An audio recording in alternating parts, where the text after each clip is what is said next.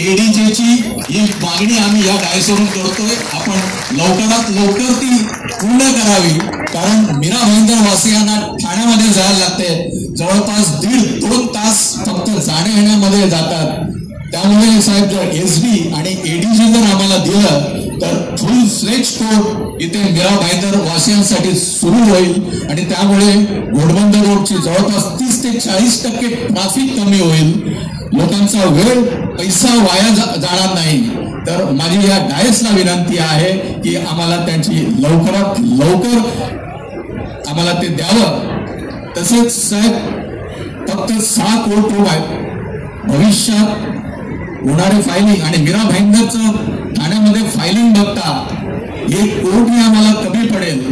तरी शासनाला मी विनंती करतोय की या इमारतीचं विस्तारीकरणासाठी एखादा प्लॉट रिझर्व करावा किंवा या बिल्डिंगच्या मागे शासनाची एक जमीन आहे ती जमीन रिझर्व केली तर भविष्यात तिकडे दुसरी इमारत किंवा पार्किंगची व्यवस्था आम्हाला होईल, कारण पार्किंगची प्रॉब्लेम फार आहे. तर मी शासनाला आणि इकडच्या आमदारांना विनंती करतो की ते आम्हाला देण्यात यावं.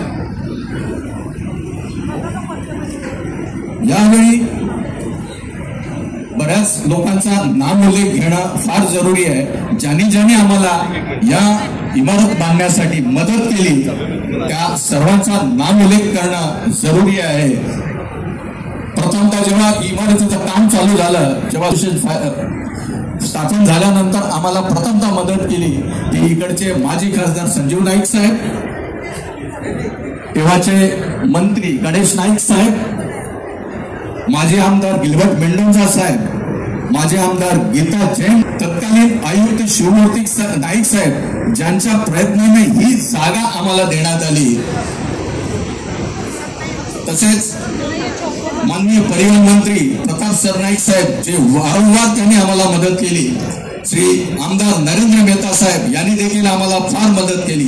आणि 2 लोकांचं नाव अवश्य घे, इकडचे नगरसेवक श्री ध्रुवकिशोर पाटील व मिलिंद लिमये साहेब, या सर्वांची मोलाची साथ आम्हाला मिळाली या इमारत बांधण्यासाठी.